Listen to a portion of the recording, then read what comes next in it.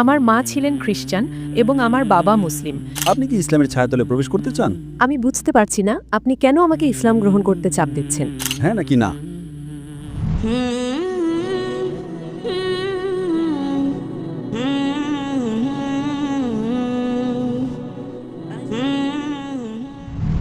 High, আমার নাম মুনিরা।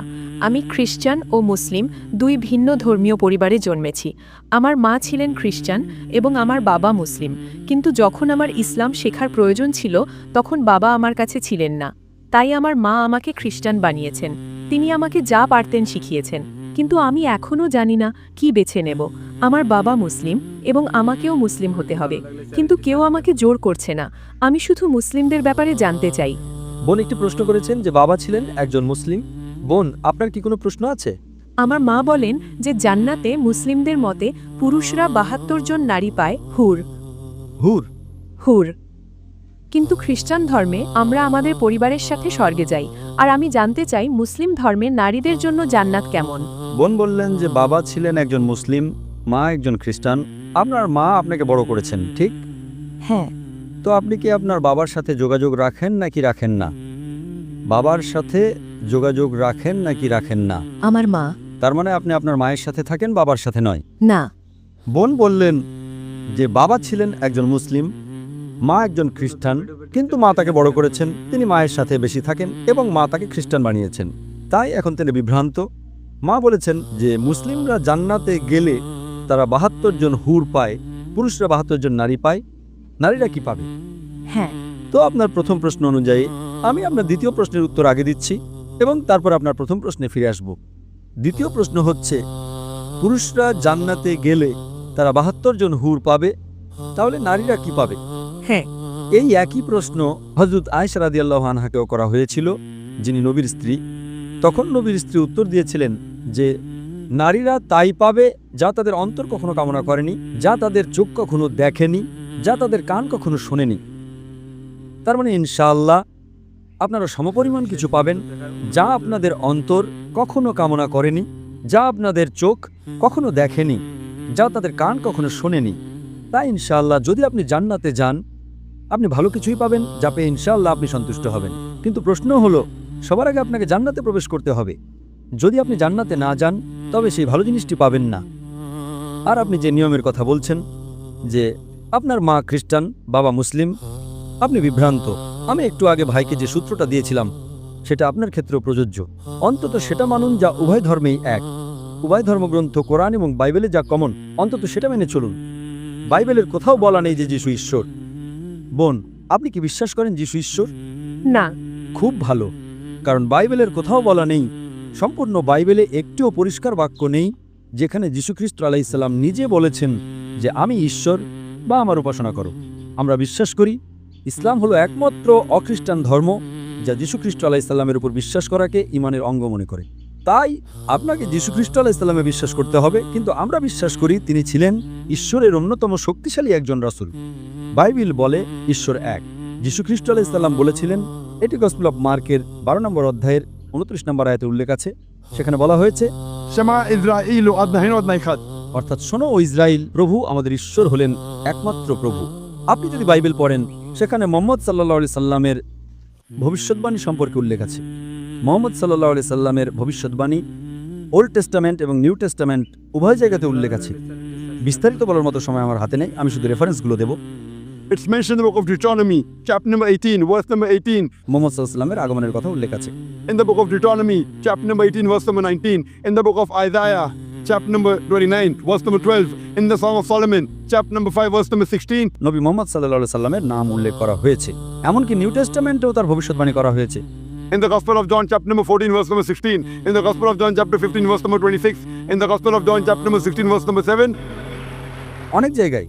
আমি আপনাকে মাত্র একটি রেফারেন্স দিচ্ছি। Gospel of John, chapter number 16, verse number 12 to 14 says, তোমাদের বলার মতো আমার অনেক কিছু আছে, কিন্তু এখন তোমরা তা সহ্য করতে পারবে না, কারণ তিনি যখন সেই সত্যের আত্মা আসবেন, তিনি তোমাদের সমস্ত সত্যের পথ দেখাবেন। তিনি নিজের থেকে কিছু বলবেন না, তিনি যা শুনবেন তাই বলবেন। তিনি আমাকে মহিমান্বিত করবেন। এই ভবিষ্যৎবাণীটি সর্বশেষ ও চূড়ান্ত রাসূল মুহাম্মদ সাল্লাল্লাহু আলাইহি সাল্লাম ছাড়া আর কারো দিকে ইঙ্গিত করে না। আপনি যদি আরও বাইবেল পড়েন এবং কোরআন পড়েন, কোরআন বলছে মদ পান করো না, chapter 5, verse number 90. বাইবেল বলছে In the book of Proverbs, chapter 20, verse number 1. And the book of Ephesians, chapter 5, verse number 18. মদ পান করো না। কোরআন বলছে শুকরের মাংস খেও না। Surah Baqarah, chapter 2, verse 173. Surah Ma'idah, chapter 5, verse number 3. Surah An'am, chapter 6, verse 145. Surah Nahl, chapter 16, verse number 115. 4টি জায়গায় বাইবেল 3টি জায়গায় বলছে শুকরের মাংস না খেতে। In the book of Leviticus, chapter number 11, verse number 7 and 8. In the book of Deuteronomy, chapter number 14, verse number 8. In the book of Isaiah, chapter 65, verse number 2 to 5. শুকরের মাংস খেও না। তাই যদি আপনি একজন ভালো খ্রিস্টান এবং একজন ভালো মুসলিম হতে চান, এক ঈশ্বরে বিশ্বাস করুন তার কোনো প্রতিমূর্তি নেই, তার কোনো মূর্তি নেই। সর্বশেষ ও চূড়ান্ত রাসূল মুহাম্মদ সাল্লাল্লাহু আলাইহি সাল্লামে বিশ্বাস করুন। মদ পান করবেন না, শুকরের মাংস খাবেন না, জুয়া খেলবেন না। কোরআন হিজাব সম্পর্কে বলছে Surah Nur, chapter 24, verse number 30 and verse number 31. যে নারীদের শালীনতার সাথে পোশাক পরা উচিত। একই কথা বাইবেলের Book of Deuteronomy, chapter number 22, verse number 5. নারীদের এমন পোশাক পরা উচিত নয় যা পুরুষের সাথে সম্পৃক্ত, এবং পুরুষেরও নারীর পোশাক পরা উচিত নয়। It's mentioned in the 1 Timothy, chapter number 2, verse number 9. যে নারীদের সংযত এবং লজ্জাশীলতার সাথে পোশাক পরা উচিত। তাদের দামি পোশাক এবং চুলে স্বর্ণের বেণী থাকা উচিত নয়। It's mentioned in the 1 Corinthians, chapter number 11, verse number 5 and 6. যে নারী মাথা অনাবৃত রাখে সে তার মাথাকে অসম্মান করে, তার মাথা মুড়িয়ে ফেলা উচিত। কোরআনের চেয়ে বাইবেল বেশি কঠোর। কোরআনে কোথাও বলা নেই যে নারী মাথা ঢেকে রাখে না তার মাথা মুড়িয়ে ফেলা উচিত। It's mentioned in the Bible, 1 Corinthians, chapter number 11, verse 5 to 6. যে নারী প্রভুর কাছে প্রার্থনা করে এবং তার মাথা ঢেকে রাখে না তার মাথা মুড়িয়ে ফেলা উচিত। তাই যদি আপনি একজন ভালো খ্রিস্টান এবং একজন ভালো মুসলিম হতে চান, হিজাব পরুন। আপনি যদি মাদার মেরির ছবি দেখে থাকেন, আপনি কি মা মারিয়ামের ছবি দেখেছেন? বোন, আপনি মা মারিয়ামের ছবি দেখেননি? না। মা মারিয়ামের ছবি দেখেননি? মা মারিয়াম যীশু খ্রিস্টের মা। হ্যাঁ, আমি তাকে দেখেছি। আপনার মা কি আপনাকে দেখাননি? হ্যাঁ। আপনি কি জানেন তিনি পুরোপুরি আবৃত থাকেন? তার পুরো শরীর ঢাকা থাকে শুধু মুখমণ্ডল এবং হাতের কবজি ছাড়া। তাই আপনি একই পোশাক পরুন বোন, মা মারিয়ামের পোশাক পরুন। আপনি একজন ভালো খ্রিস্টান এবং সেই সাথে একজন ভালো মুসলিমও হবেন। তাই কোনো বিভ্রান্তি নেই। অন্তত যা সাধারণ তা মেনে চলুন।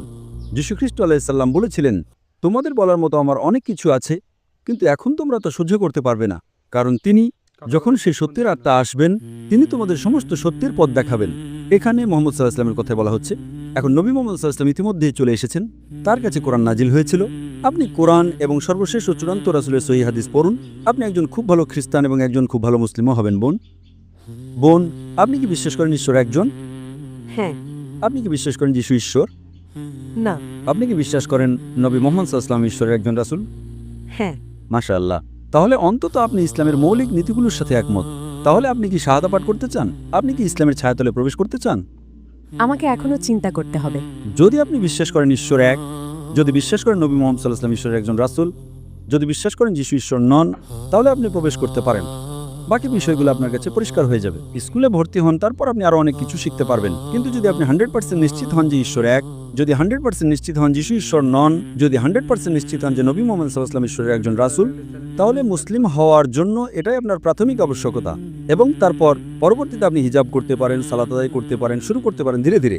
কিন্তু যদি এই দুটি বিষয় বিশ্বাস করেন যে আল্লাহ ছাড়া কেউ উপাসনা নেই, এবং আপনি বিশ্বাস করেন যে নবী মুহাম্মদ সাল্লাল্লাহু আলাইহি ওয়াসাল্লাম আল্লাহর রাসূল, এই দুটো বিষয় আপনার মুসলিম হওয়ার জন্য ন্যূনতম আবশ্যকতা, যাতে আপনি আপনার বাবাকেও খুশি করতে পারেন এবং আপনার মাকেও খুশি করতে পারেন। আপনি কি আপনার বাবা এবং মা দুজনকে খুশি করতে চান না? হ্যাঁ। তাহলে যদি আপনি বিশ্বাস করেন যে শুধুমাত্র একজন ঈশ্বরই আছেন এবং আপনি বিশ্বাস করেন নবী মুহাম্মদ সাল্লাল্লাহু আলাইহি ওয়াসাল্লাম হলেন রাসূল, তাহলে আপনি কেন ইসলামের ছায়াতলে প্রবেশ করতে চাইছেন না? কারণ আমি এ ব্যাপারে খুব বেশি জানি না। আমার মা খ্রিস্টান, বাবা মুসলিম, আমি কাউকে কষ্ট দিতে চাই না। ঠিক আছে, যখন স্কুলে ভর্তি হন আপনি জানেন না 10ম শ্রেণীতে কি পড়ানো হয়? আপনি কি জানেন? হ্যাঁ নাকি না? যখন আপনি স্কুলে ভর্তি হন, যখন আপনি নার্সারিতে যান, আপনি আরও শিখবেন। যতক্ষণ আপনি রাজি আছেন যে ঠিক আছে এখন আপনি স্কুলে ভর্তি হলে আপনি স্কুলের সময়সূচি মেনে চলতে রাজি আছেন, মৌলিক নিয়মগুলো মেনে চলতে রাজি আছেন, এবং তারপর আপনি আরও বেশি বেশি শিখতে শুরু করবেন। তো এখানে যদি আপনি মৌলিক নিয়মগুলোর সাথে একমত হন যে ঈশ্বর এক, যিশু ঈশ্বর নন, তিনি ঈশ্বরের একজন রাসূল, এবং নবী মুহাম্মদ সাল্লাল্লাহু আলাইহি ওয়াসাল্লাম ঈশ্বরের একজন রাসূল, এগুলো হলো প্রাথমিক আবশ্যকতা। পরবর্তীতে আপনি যত বেশি বেশি জ্ঞান অর্জন করতে থাকবেন, আপনার আমল বাড়তে থাকবে। আপনি একজন ভালো খ্রিস্টান এবং সেই সাথে একজন ভালো মুসলিমও হবেন বোন। এতে সময় লাগবে, কিন্তু মৌলিক বিষয়গুলো যদি আপনি ভালো করে জানেন, আমি মনে করি আপনার দলে প্রবেশ করা উচিত, এবং তারপর আল্লাহ আপনাকে আরও মেনে চলতে সাহায্য করবেন। বোন, আপনি কি ইসলাম গ্রহণ করতে চান? এখন না। ঠিক আছে, ইনশাল্লাহ বাড়িতে যান, এটা নিয়ে চিন্তা করুন আর নিশ্চিত হন। একবার নিশ্চিত হলে দ্রুত প্রবেশ করুন। আপনি জানেন না আপনি কতদিন বাঁচবেন। একেবারে না হওয়ার চেয়ে দেরিতে হওয়া ভালো। আর আপনি জানেন না আপনি কতদিন বাঁচবেন। তাই আমার আপনার অনুরোধ, আপনি বাড়িতে যান, আরও গবেষণা করুন, আরও পড়াশোনা করুন, এবং যত দ্রুত আপনি নিশ্চিত হবেন আপনি ইসলামের ছায়াতলে আসুন, যাতে আপনি জান্নাতে যেতে পারেন, আপনি স্বর্গে যেতে পারেন। অন্যথায় আপনি জান্নাতে যাবেন না। আশা করি উত্তরটা পেয়েছেন।